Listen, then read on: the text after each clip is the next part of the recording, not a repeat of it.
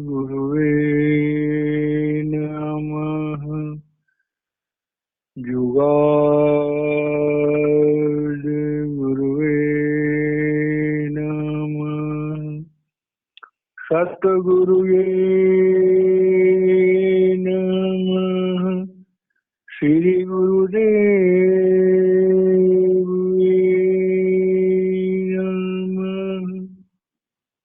श्रावण कृपाल रूहानी मिशन के मौजूदा सदगुरु संत राजेंद्र सिंह जी महाराज की असीम कृपा से हम सब भाई बहन स्पिरिचुअल टॉक चैनल पर सत्संगों का आनंद ले रहे हैं। ये सत्संग स्वामी शिवदयाल सिंह जी महाराज की पवित्र रचना सारवचन के शब्दों के माध्यम से किए जा रहे हैं। अभी जो सब चल रहा है वो वचन 19वां और शब्द दूसरा है। कल इसकी 4 कड़ियां थी, उसके आगे से आज पहले हम इसका उच्चारण करेंगे, फिर इसके जो आंतरिक भाव है उसको समझने का प्रयास करेंगे। गुरु का ध्यान कर प्यारे, बिना इस के नहीं छूटना। गुरु का ध्यान कर प्यारे, बिना इस के नहीं छूटना। कर्म जो जो करेगा तो वही फिर भोगना भरना। कर्म जो जो करेगा तो वही फिर भोगना भरना। जगत के जाल से जो तो हटो मर दानगी करना। जगत के जाल से जो तो हटो मर्दानगी करना। जिन्होंने मार मन डाला उन्हीं को सूरमा कहना। जिन्होंने मार मन डाला उन्हीं को सूरमा कहना। बड़ा बैरी यही मन घट में, किसी का जीतना कठिन। बड़ा बैरी यह मन घट में, इसी का जीतना कठिन। गुरु का ध्यान कर प्यारे, बिना इस के नहीं छूटना। प्यारे भाइयों बहनों, जब भी हम महापुरुषों के कलामों को पढ़ते हैं, उनकी रचनाओं को पढ़ते हैं, उनकी रचनाओं को सुनते हैं, तो हमारे जीवन की बहुत सारी उलझने, बहुत सारे रहस्य अपने आप खुलने शुरू हो जाते।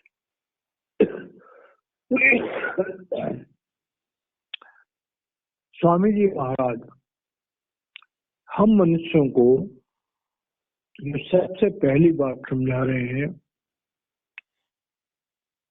कि हमारे शरीर में आत्मा है, वो आत्मा प्रभु से कनेक्टेड है। उस आत्मा को परमात्मा की तरफ से चेतनता मिल रही है और उस आत्मा की चेतनता से मन और इंद्रियों को, इस शरीर को ताकत मिल रही है। हमारे शरीर में दो धाराएं हैं।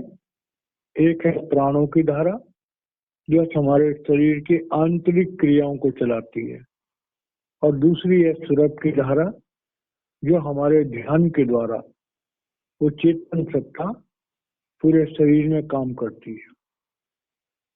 अब हमारा जो ध्यान है जिसे हम अटेंशन कहते हैं, तो अटेंशन जो है उसे कहते हैं आउटर एक्सप्रेशन ऑफ सोल। अगर आत्मा को हम बाहरी रूप से जानना चाहते हैं तो उसे हम ध्यान के द्वारा जानते हैं। और ध्यान के बारे में हम लोग जानते हैं कि जहां हमारा ध्यान लगता है वहीं हमें ताकत मिलती है। हमारा ध्यान अगर हमारे शरीर में हमारी आंखों की तरफ है तो हमारी आंखें देखती हैं, कानों की तरफ है तो कान सुनते हैं, हमारे आज्ञा चक्र पर आती है तो हमारा इंटेलेक्ट, हमारा विवेक काम करता है। तो वो जो हमारा ध्यान है, जो हमारे आत्म शक्ति है, उसे हम जहां लगाते हैं वहां ताकत मिलती है। अब ये जरूरी बात है कि संसार में हमें जीना है, तो संसार में जब हमें जीना है तो हमें अपने जो नित्य नेम होते हैं, जो हमारे जरूरी कर्म होते हैं, वो करने होते हैं।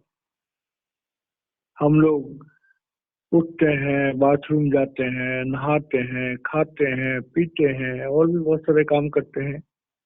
ये सारे काम हमारे जो है नियत कर्मों में आ जाते हैं, ऑटोमेटिकली होते रहते हैं। लेकिन जब हमें कुछ और करना होता है तो हम अपने ध्यान को वहां लगाते हैं। जैसे हमें कोई प्रॉपर काम करना होता है तो हम अपने ध्यान को वहां लगाते हैं। हमें कोई और किसी चीज को बड़ी गहराई से समझना होता है, अपने ध्यान को वहां लगाते हैं।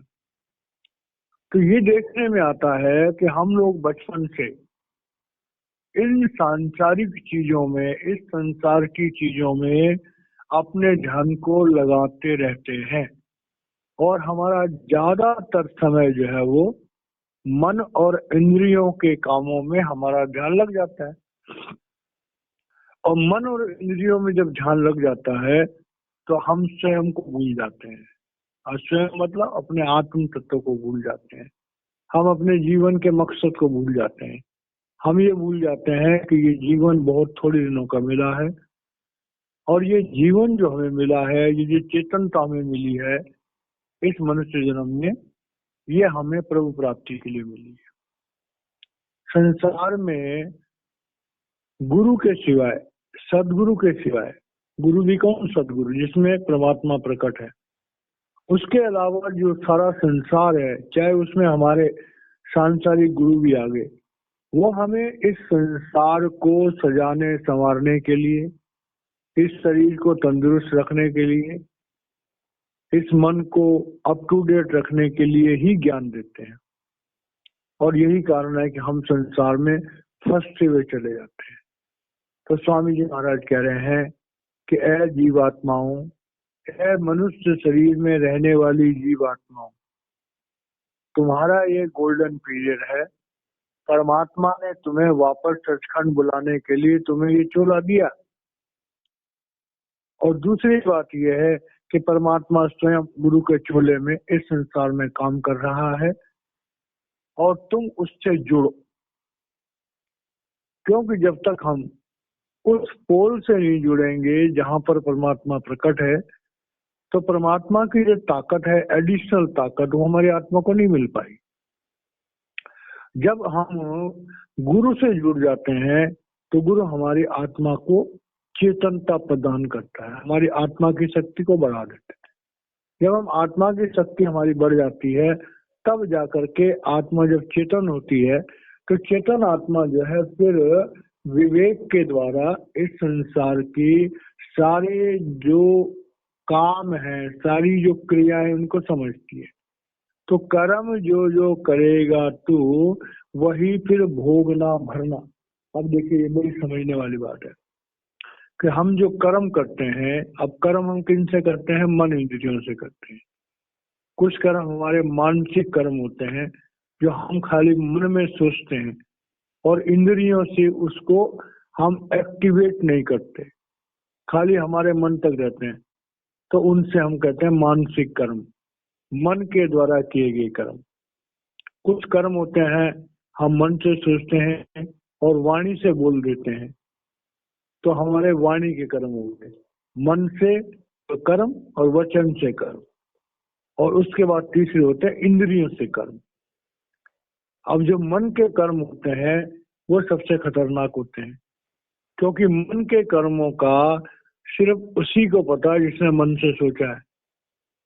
वाणी के कर्म जो है वो कुछ लोगों को, जिन्होंने आवाज सुनी, वो जानते हैं इस बात को, उसका असर भी होता है। हमने मन से किसी के लिए बुरा सोचा तो अलग बात है कि मन की तरंगों का असर होता है, लेकिन उसका कोई प्रमाण तो नहीं है। इसलिए मानसिक कर्म जो होते हैं उनका तुरंत हमें फल बहुत कम मिलता है, वो ज्यादा खतरनाक होते हैं। उसका फल हमें कॉम्प्लिकेटेड तरीके से मिलता है। वचन के द्वारा जो हम कर्म करते हैं उसका फल करीब करीब जल्दी मिल जाता है, क्योंकि हमने किसी की अच्छाई करी तो अगले ने हमें प्यार दिया, हमने किसी की बुराई करी अगले ने हमें नफरत दी, हमने किसी के लिए बहुत ज्यादा शब्द बोले तो अगले ने हमारा, हो सकता है कोई दंड दे दे हमको वो। तो मानसिक कर्म जो होते हैं और जो वचनों से, मन से कर्म, वचनों से कर्म, तो वचनों के कर्म जो होते हैं वो भी हर समय कोई जरूरी नहीं कि उसका फल हमें तुरंत मिल जाए। अकेले में भी हम कई बार बोल देते हैं, जिसको बोल रहे हैं वो सुनता भी नहीं है, किसी और ने सुना, उसमें टाइम लग जाता है। अब जो कर्म हम इंद्रियों से करते हैं वो प्रत्यक्ष है। इंद्रियों के द्वारा किए गए जो कर्म होते हैं उनका पूरा प्रमाण है। जैसे काम क्रोध लोभ मोह के अंतर्गत हम अपनी इंद्रियों से जो कर्म करते हैं उसका प्रमाण है। किसी ने अपनी इंद्रियों से किसी को लोभ के चक्कर में आकर चोरी कर दी, उसका प्रमाण है। किसी ने किसी के साथ वासनाओं में लिप्त होकर के कोई एक्टिविटी कर दी, उसका प्रमाण है। क्रोध किया, किसी को मार दिया, उसका प्रमाण है। मोह में आकर के हम आउट ऑफ कंट्रोल हो गए, भावनात्मक हो गए, और उससे किसी को इफेक्ट होता है, उसका प्रमाण है। और अहंकार में तो जरूरी हम बहुत सारे बातें कर देते हैं, उसका भी प्रमाण है। तो स्वामी जी महाराज कह रहे हैं कि ऐ दुनिया के लोगों, तुम अपने कर्मों को करते समय सावधान रहो। मतलब हम लोग ये जो भाई बहन सत्संग सुन रहे हैं सभी इस बात को जानते होंगे कि हम इंद्रियों के कर्मों पर अंकुश लगाने की कोशिश करते हैं। हम वचनों पर भी अंकुश लगाने की कोशिश करते हैं, लेकिन मन पर अंकुश लगाना बहुत मुश्किल काम, बहुत मुश्किल काम। क्योंकि मन की जो शक्ति संकल्प और विकल्प की है, तो संकल्प तो जो है फिर भी हमारे वातावरण से उत्पन्न होते हैं। सोच करके जो हम विचार, जिन विचारों को हम सोचते हैं वो संकल्प है। जैसे कोई स्त्री है, वो सोचती कि मैं क्या खाना बनाऊंगी, मैं कैसे बनाऊंगी, वो उसके संकल्प है। जैसे ऑफिस में काम करने वाला अपने ऑफिस की बातें सोचता है, बच्चे अपने किताबों की बात सोचते हैं, खेलने की बात सोचते हैं। लेकिन जो विकल्प हैं जो अपने आप पैदा हो जाते हैं, और उनका हमें तब पता लगता है कि जब वो पैदा हो जाते हैं, प्रकट हो जाते हैं, उनको हम रोक नहीं सकते। उन विचारों के प्रकट होने के बाद हमें पता लगता है कि हमारे मन में ऐसा विचार पैदा हुआ। अब संकल्प और विकल्प जो है इन पर काबू करना बड़ा मुश्किल काम। तो संकल्प और विकल्पों के द्वारा जो हमारे कर्म बनते हैं उनको भोगने के लिए बड़ी सूक्ष्म क्रियाएं होती हैं। तो स्वामी जी महाराज कह रहे हैं कि भाई देखो, कर्म जो है, अब कर्मों के विधान में भी दो डिपार्टमेंट आते हैं। एक डिपार्टमेंट है जो हमारे प्रारब्ध के कारण से कर्म हमारी जिंदगी में आते हैं। हमारे प्रारब्ध के कारण से कई बार हमारे मन में विचार उठ जाते हैं, हमारे वचनों में विचार आ जाते हैं, हमारी इंद्रियों के द्वारा कोई काम हो जाते हैं। उसमें हमारे प्रारब्ध का जो हिसाब है उसका बहुत बड़ा कंट्रीब्यूशन होता है। उसको हम रोक नहीं पाते हैं, वो सडनली हो जाते हैं। जैसे हम देखते हैं, हम किसी इंसान से मिलते हैं, किसी से हमें अचानक प्यार हो जाता है, मोह हो जाता है, किसी से अचानक नफरत हो जाती है, किसी पर अचानक क्रोध आ जाता है बिना किसी बात के, किसी को हम जबरदस्ती कुछ देना चाहते हैं, किसी से हम चाहते हैं ये हमें मुझे कुछ दे।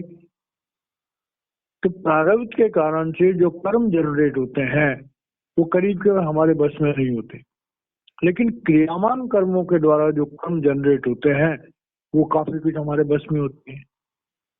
तो स्वामी जी महाराज शब्द के माध्यम से हमें ये समझाने की कोशिश कर रहे हैं कि भाई दुनिया में जब हम जीते हैं तो प्रारब्ध कर्मों को हमें भोगना है, उसमें रिएक्ट नहीं करना, और क्रियामान कर्मों को हमें आगे सकाम कर्म नहीं बनाना, उनको हमें नेक कर्म बनाना है। लेकिन जब हम सत्संगों को सुनते हैं तो हमें पता लगता है कि चाहे वो प्रारब्ध कर्म हो और चाहे वो क्रियामान कर्म हो, बिना गुरु की कृपा के, और गुरु का ध्यान का मतलब क्या होता है, गुरु के दिए हुए नाम को जपना। तो गुरु के दिए हुए नाम को जो लोग जपते हैं वही अपने मन पर अंकुश लगा सकते हैं, और उन्हीं के जो कर्म है, चाहे वो प्रारब्ध कर्म हो चाहे क्रियावान कर्म हो, उनमें रोक लगाने की, उनमें नेह कर्म होने की जो जो प्रोसेस है, जो भावना है, वो हमें नाम जपने से मिलती है। जो भाई बहन इस सत्संग को सुन रहे हैं, कोई बात को बड़ी गहराई से समझे। क्यों कहा जाता है कि बार बार के सारा दिन जो है तुम नाम का सिमरन करते रहो, जिससे कि हमारे मन में जो संकल्प और विकल्प पैदा हो वो फलीभूत ना हो, हमारे सामने जो प्रारब्ध आए उसमें हम रिएक्ट ना करें, जो क्रियामान कर्म आए उन्हें हम प्रभु समर्पित कर्म करें। तो इस तरह से सब्जेक्ट तो बहुत लंबा है, लेकिन शॉर्ट में समझने वाली बात यह है कि हमारी तवज्जो जो है अगर प्रभु के उस परमात्मा के उस नाम से, जिसे हम शब्द कहते हैं, जिसे हम गुरुमंत्र कहते हैं, अगर उससे हमारी तवज्जो जुड़ी रहे तो हमारे जो कर्मों का विधान है वो वाइंड अप होने में हमें मदद मिलेगी। और ये बहुत जरूरी है, क्योंकि 3 लोकों में जो जीव आत्माएं यहाँ फंसी पड़ी है वो सब कर्मों के विधान के कारण से फंसी पड़ी है। जब तक हमारे कर्म का एक अंश भी बाकी है हमें मोक्ष प्राप्त नहीं हो सकता। जब हमारे कर्मों का समूल नाश हो जाएगा, कोई कर्म बाकी नहीं बचेगा, तभी हम जो है त्रिगुणातीत हो सकते हैं, तभी हम काल के मन इंद्रियों के जाल से मुक्त हो सकते हैं, तभी हम तीनों शरीरों से मुक्त हो सकते हैं, तभी मन भी तीनों शरीरों से मुक्त हो सकता है। तो ये बात बड़ी गहराई से हर इंसान को जानने वाली बात है। और ये कर्मों का विधान है, इसका किसी धर्म से कोई ताल्लुक नहीं, किसी जाति से कोई ताल्लुक नहीं, किसी वर्ग से कोई ताल्लुक नहीं, किसी मत से कोई ताल्लुक नहीं। ये तो main problem as a whole है। चाहे इंसान किसी भी जाति का, किसी भी धर्म का, किसी भी मत का, किसी भी देश का, कर्मों के विधान से तो वो बच नहीं सकता। कर्मों के विधान को तो उसे भोगना ही पड़ेगा, कर्मों के विधान का चुकता तो उसे करना ही पड़ेगा। बिना कर्मों के विधान की चुकता किए हुए कोई भी इंसान जो है वो आगे नहीं बढ़ सकता, उसकी रूहानी तरक्की नहीं हो सकती है।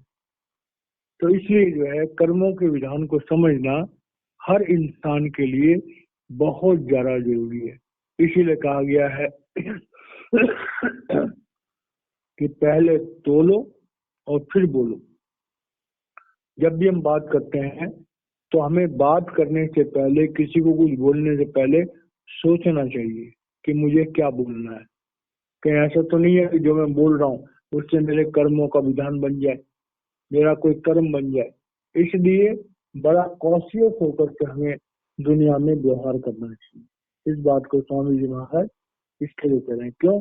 क्योंकि जो भी हम कर्म करेंगे वो हमें भोगना पड़ेगा और भरना पड़ेगा। 2 बातें, भोगने का मतलब कि उसकी, चाहे उसका सुख हो और चाहे उसका दुख हो, वो तो भोगना हो गया। और भरने का मतलब क्या है कि जो हमने कर्म किया है उसका चुकता करना पड़ेगा। और वो चुकता जो है वो मन से, वचन से, कर्म से, जो भी कर्म किया गया है उस सब का हमें चुकता करना पड़ेगा। तो इस तरह से इस विधान को समझना जो है वो हर इंसान के लिए बहुत जरूरी है। अब कह रहे हैं जख्त के जाल से ज्यों तो हटो मर्दानगी करना, ये बात बड़ी गहराई से समझने वाली। अब जख्त का जाल क्या है? तो जख्त का जाल तो ये त्रिलोकी पूरा जगत का ही जाल है। ये आत्माएं जो हैं, जो काल भगवान के चक्कर में फंसी हुई, ये जगत का ही जाल है। अब जगत के जाल में क्या आता है? काम, क्रोध, लोभ, मोह, अहंकार में हमारी आत्मा भी फंसी हुई है, हमारा मन भी फंसा हुआ है। हम नहीं जानते हम प्रभु से कब दूर हुए। तो इसमें एक लंबा पूरा हिसाब किताब आ गया कि ये संसार जो है, ये सारा संसार ही एक जाल है। ये सारा संसार ही काल भगवान की माया है और इसमें जीव आत्माएं फंसी हुई है। अब जीव आत्माएं फंसी हुई कर्मों के विधान से। तो स्वामी जी महाराज कह रहे हैं, कर्मों के विधान से जो जीव आत्माएं इस संसार में फंसी हुई है, उनको इस जाल से निकलना है, ज्यों त्यों मर्दानगी करना। अब ये बात बड़ी गहराई से समझ बात। जब हमारी जिंदगी में एक समर्थ सदगुरु आता है, तो समर्थ सदगुरु जो है संचित कर्मों के बोझ को, उस गुरु के अंदर जो परमात्मा काम कर रहा है, वो हमारे संचित कर्मों के बोझ को अपने ऊपर लेकर के उनको भस्म कर देता है। लेकिन जो हमारे प्रारब्ध कर्म है, वो तो हमारे सामने आएंगे, और प्रारब्ध कर्मों में अगर हमने रिएक्ट कर दिया तो हमारे कर्म बन जाएंगे। इसीलिए महापुरुषों के शब्दों में आता है कि जेते मारण मुक्तियां तिना न मारी धुम, और आपन लेकर जाइए पैर तिना दे चुम। कह रहे हैं जो तुमको मुक्के मारे, तुम उनको मुक्के मत मारना। क्यों? क्योंकि अगर तुमने किसी के साथ बुराई करी है तो वो तुम्हारा बदला चुकाएगा। अगर तुमने फिर उसका बदला चुका दिया तो तुम्हारा कर्म बन गया। आपन लेकर जाइए पैर चुना दे चुम। जो तुमसे बुराई करे, तुम उससे हाथ जोड़ो, उनको कहो भैया बड़ी मेहरबानी, आपने मेरा कर्जा चुका दिया, ठीक है, और मैं अपने घर जाऊंगा।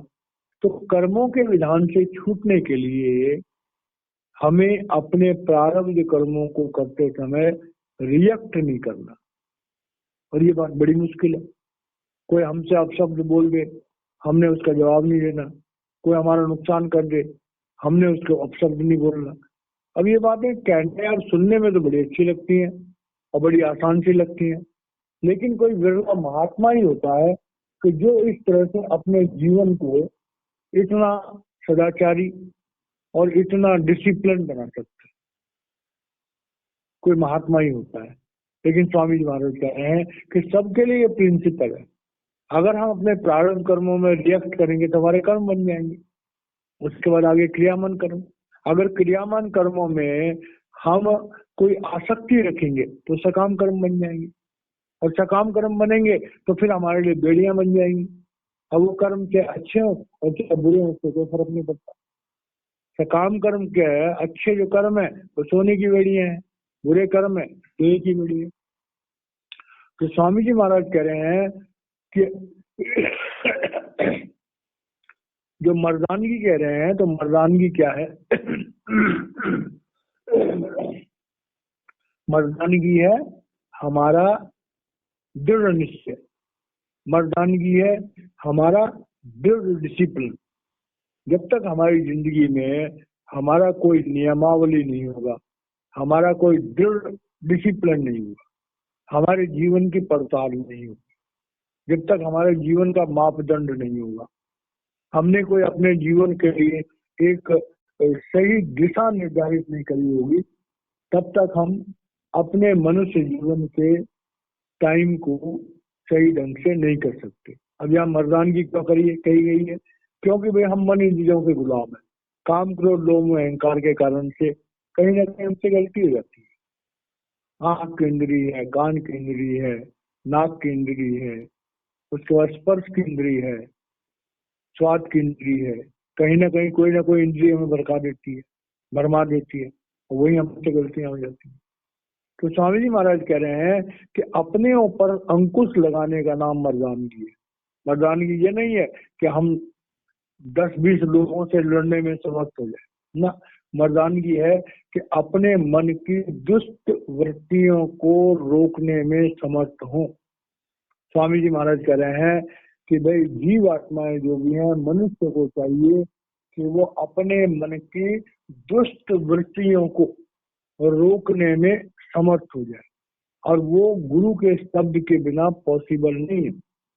जब तक हम गुरु के शब्द का उच्चारण नहीं करेंगे, जब तक गुरु के शब्द का हम स्मरण नहीं करेंगे, जब तक हर घड़ी हर पल हम भजन सिमरन नहीं सिमरन कम से कम नहीं करेंगे, भजन के लिए हमें आंखें बंद करके बैठना पड़ता है, तब तक हमारा मन जो है बस में नहीं आए।